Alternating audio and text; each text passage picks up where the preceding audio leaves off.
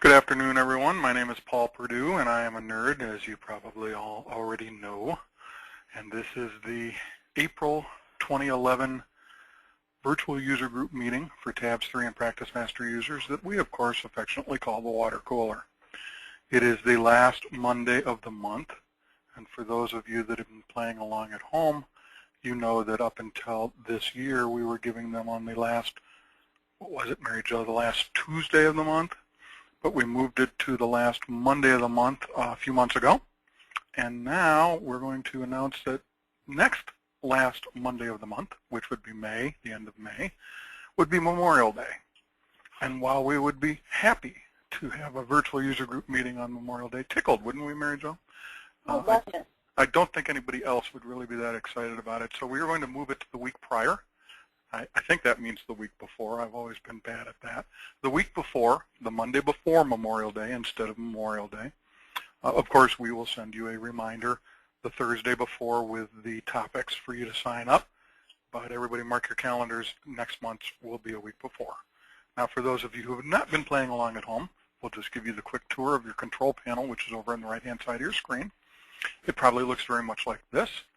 And has a box that juts off to the left. And in that box that juts off to the left, we have some icons that will be important to you. This one, which looks like arrows pointing to the right, will move this big box out of the way. Basically, it just collapses it over on the right-hand side so you don't see it. All that's left when you collapse it by clicking the arrows pointing to the right is this little box.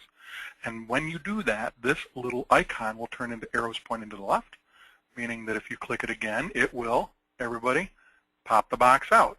So you can use this icon to either pop the box in or pop the box out. Why would you want to pop the box out? Of course, those who've been playing along at home already know this. This is for the shy people that want to type a question right here and have Mary Jo or I take note of it, read it, answer the question, and then move on.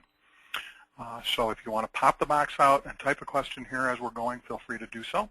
If you are not shy, and want to take a break from eating your crunchy snacks that you're having for lunch, you can press this button, which looks like a hand with an arrow pointed upward, which means, wait for it, raising your hand. And we will notice that you've raised your hand, and instead of having already known what your question is, because you didn't type it, we won't know that. We instead will unmute you, let you ask your question, make sure you get your question answered, and then mute you again so that you can continue eating your Fritos or Doritos or whatever it is that you're eating. Without any further ado then, with that all explained, I'm going to turn it over to Mary Jo. I will say we have two topics today plus a free tip. And the two topics are secrecy. Mary Jo is going to talk about secrecy from the perspective of having other people not able to see certain clients or matters or not able to see certain timekeepers' time. And I'm going to talk about the definitive answer to a question that's plagued us all for years, which is how to effectively number manual transactions in the accounts payable system so that they have a check number assigned to them even though they don't have a check. So without any further ado, Mary Jo, you're on. Okay, everybody. How is everybody today? I hope good. We are going to talk today about two different ways to secure clients down. Some of you may already be aware that in our actual client screen, there is a way to mark a client secure. And what that is going to do is, where am I at here, Paul? There we go. What that will do is that you can actually have a manager select which users in your firm are allowed to see this information. So if you have a client that is highly secure, you don't want just certain staff members to see the information, you're going to come in here and you're going to actually mark the client secure. And this can be on a matter-by-matter basis. And then a manager can choose which users are allowed to see the client information for that client. So that's pretty straightforward. Most of you probably are already doing that and know how to lock down a specific client. What I'm going to talk about a little bit more today is how do you lock down other timekeepers from seeing other timekeepers' information. We have several firms that they might be larger firms, and they don't want Mr. Smith to see Mr. Jones's time or any of his reports or any of the things that he does. They want to restrict it to each timekeeper. Or there may be staff members that you only want them to see certain timekeepers information. They don't need to know how many hours they bill or certain information for each timekeeper. So where do you do that is over in system configuration. And over here, a lot of you don't get into system configuration. This is something that usually your managers take care of. But it's this little wrench and screwdriver icon over here in your software. If we go ahead and open that up, we can get into a user. And I'm getting there. It's a little delay here. Sorry.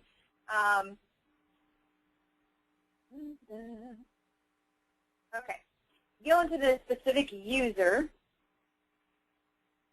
And down here towards the bottom, most of you are aware of how you can lock down profiles and things like that, so only certain users can see certain information.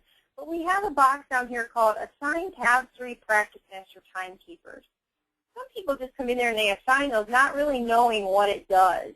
But if you check the box, it will actually, and you would have to be in an actual user profile that is restrictive. A manager can see everything regardless. So if I change Paul here, I'm kind of locked here, Paul. There we go. You've got it now. Okay. Sorry, I'm still catching up here.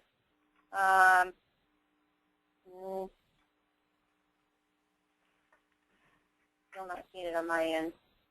You're there, though. Yeah. We've got the list of timekeepers now. Okay. There we go. I lost my connection for a minute. Sorry about that. All right. So if we go ahead and we assign specific timekeepers, those users that you've assigned, if I assign, right now I'm in Leanne's profile, and if I say that she is only allowed to see my information, I can check the box next to me, and she will only, if she does a recap of hours report, even if she chose Paul as a timekeeper, she would not see his time. It would not show up on the report. If they had entered time on the fee screen, she would not see that time. So be careful with that, because if you're trying to look at bills or look at just anything that would have that time, a transaction file list report, things like that, that time will not be there for a user that is restricted. The other thing that can happen when you restrict users is it may throw a message that the ledger is off balance because you're only seeing a certain portion of the information. So if a user were out there and they were going to do a client ledger report and they are restricted to one timekeeper, a box will pop up and it will say that your general ledger balance, or your client ledger balance does not match what it thinks it should be, because you're only seeing that restricted time. Now, if a manager came in or somebody that wasn't restricted and they were looking at the client ledger report or a transaction file list, theirs would balance because they have rights to see all the time. So don't be alarmed if that happens if you have restricted someone. That's what it's built to do. It's not off balance. You can't change that. You just have to make sure that you are on a profile that has that access. So that's how you do that. You can just come in, make sure that you've given them some kind of a profile up here for their access ID, and then assign who they are allowed to see in the system, and that will restrict them. Any questions?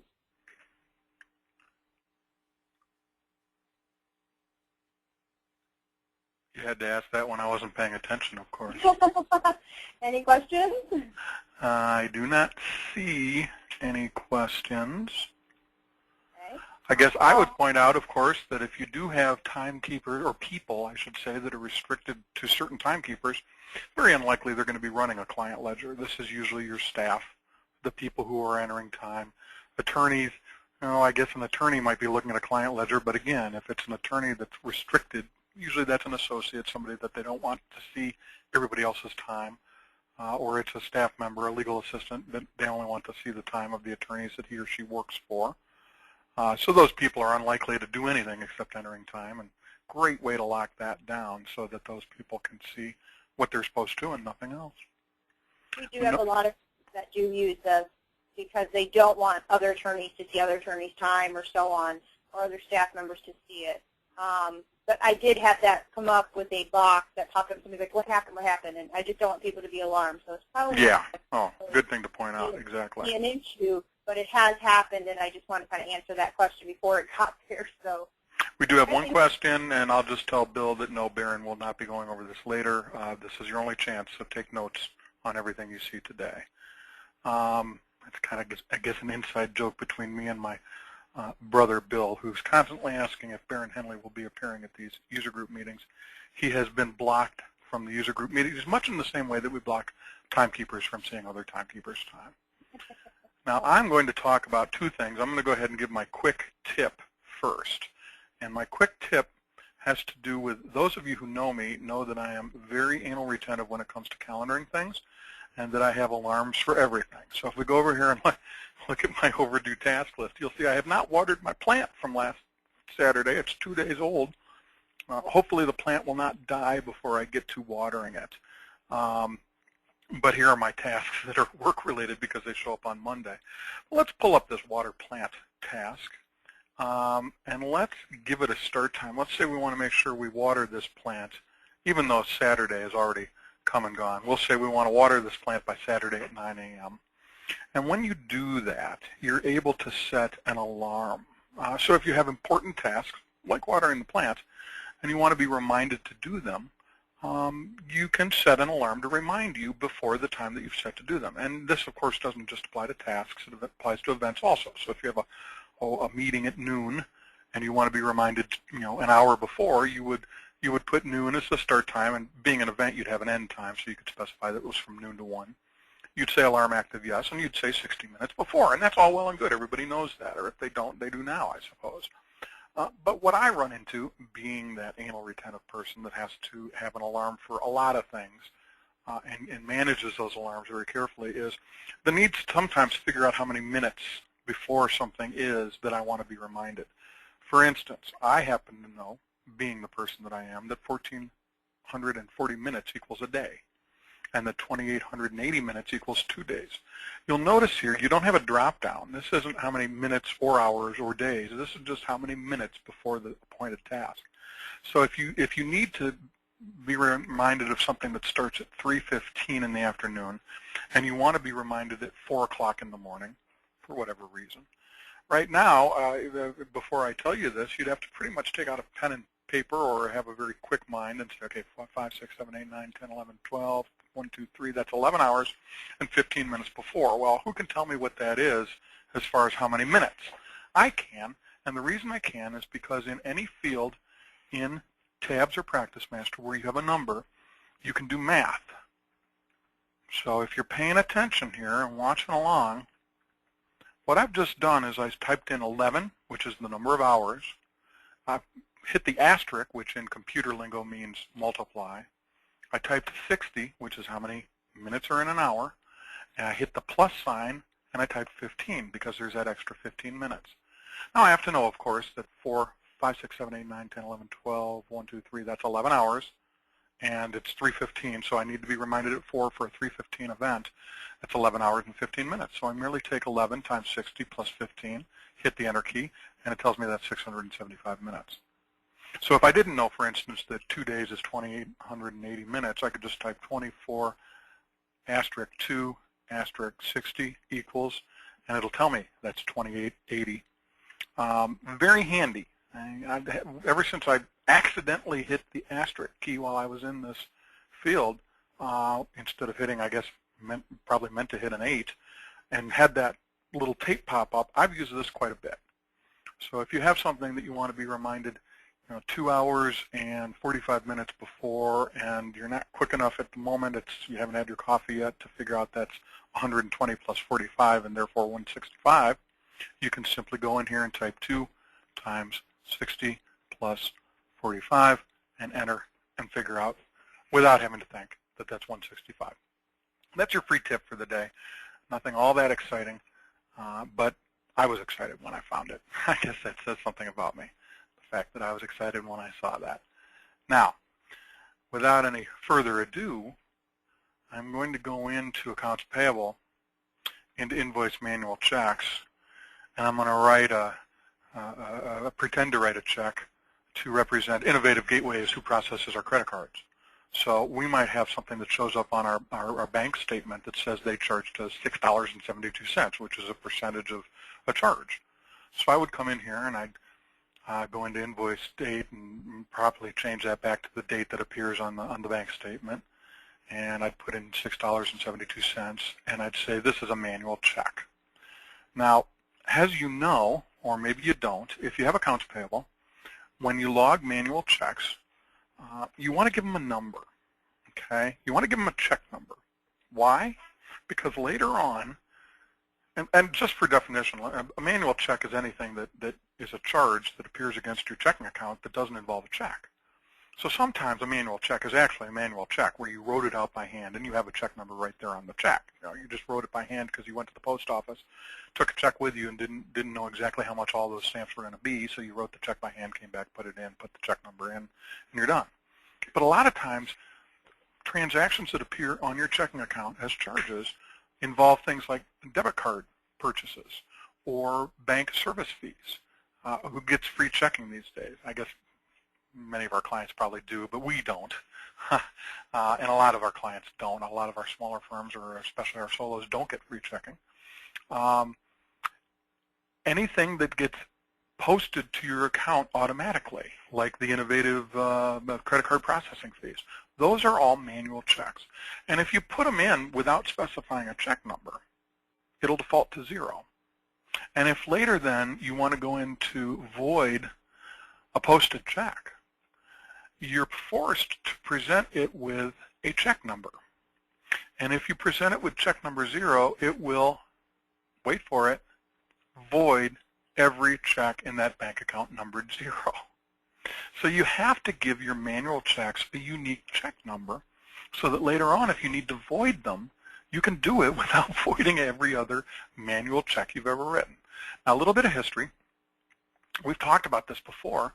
I originally told people that what I used to do, what I originally did, was to just reverse the date. If it was today, it would be 1/1 for the year, 04 for the month, and 25 for the day.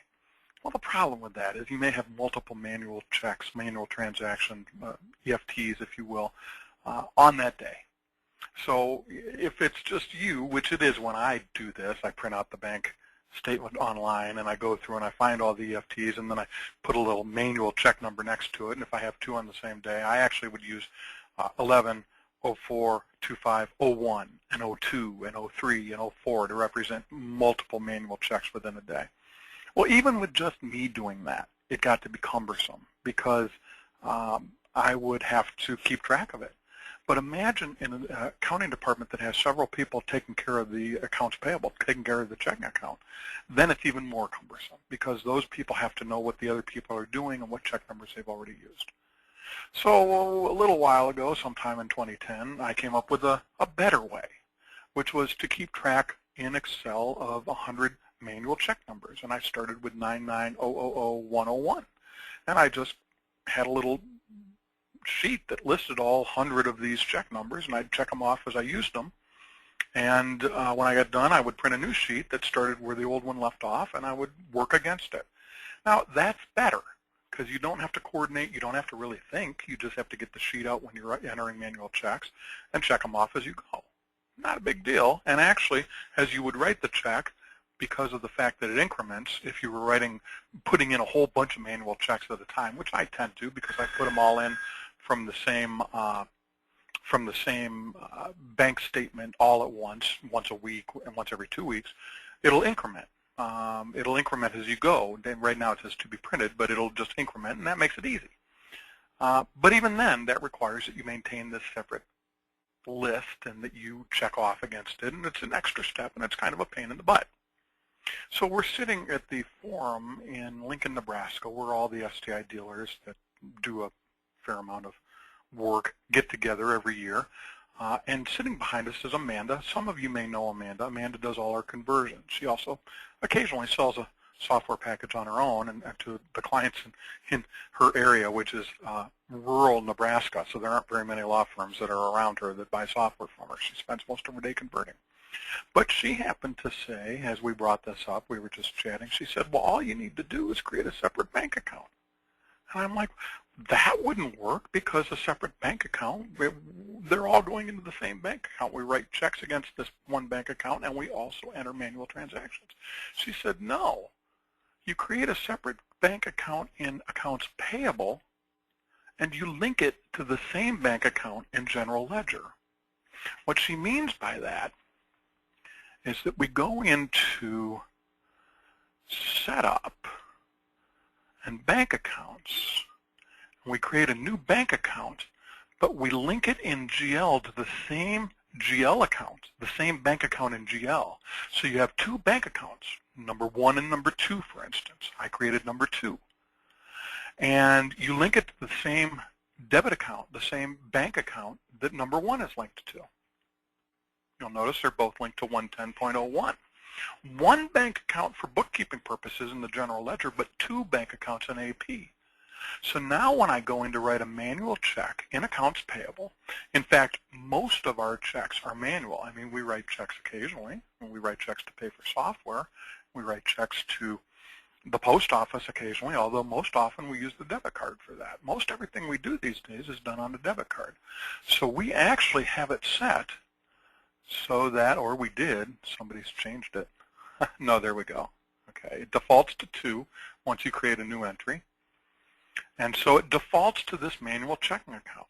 And if I then go over here and put in my $6.87 credit card processing fee and tell it it's a manual check and then click down here, look, it defaults to the next available manual check number, the next one in line. No longer do I have to worry about what the manual check number is. No longer do I have to maintain a separate list so that I don't ever use the same number twice and that I always have a unique number. I don't have to use a date sequence to try and make it unique. I don't have to figure out how many manual checks I'm entering on a given day. I just let this separate account start numbering from where I started. Just so you know, I started at 888-00000. So this will be my 75th manual check if I were to actually process this. That is the secret that we've found to be the ultimate in keeping track of manual checks.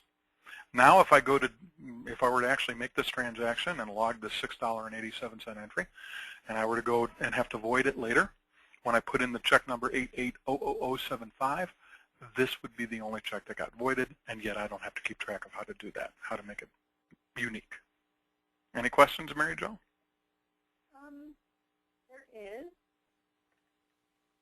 We have, let's see, one from Laura from earlier. She was saying her client information address tab does not have the secure client box. I did send back a message. Make sure that you're in tabs. Practice Master, it is not on the address tab. I believe it's on the details tab. That's why Mary Jo, if you noticed, clicked on this to look for it when in fact it was already on the screen she was looking at. Yeah, it's different in Practice Master.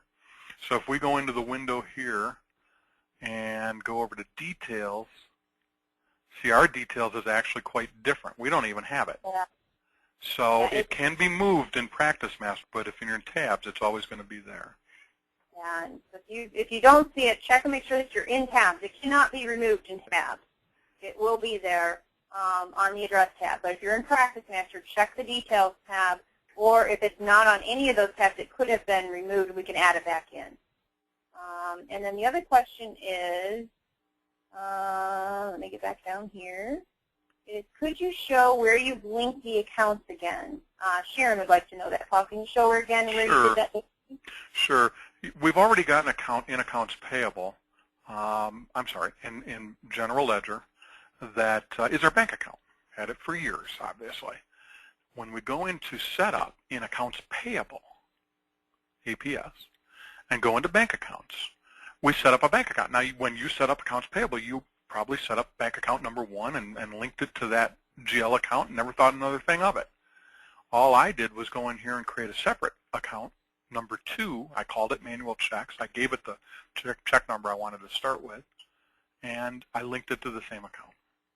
And Paul, show the drop-down so that they can see. Oh, yes. This is linking to your GL accounts right here. The bank account drop-down, too. Because they might not, you might have an account, too, already set up that you're going to maybe you've got a cost advance account, and maybe that might be our SNAP number 2. So all you need to do is just a free number. If you've got a number 3 or number 4, it doesn't have to be number 2, but you're just going to create a new bank account in there. Exactly. I only had the 1. I knew it, so I put in 2. And you'll be able to tell if you're looking to create a new one and you come in here and put in 3 thinking that's the right one, it'll say new. And that's what you want. You want to create a new bank account in Accounts Payable. Any more questions? Lori has her hand up. I'm going to unmute you, Lori, so that you can ask your question. She doesn't have an audio pin, so I just sent it to you, Lori, so we can hear your question. You'll have to enter that in your phone, and then we'll be able to see that, and then we'll be able to unmute you. Meantime, okay, Sharon's all set.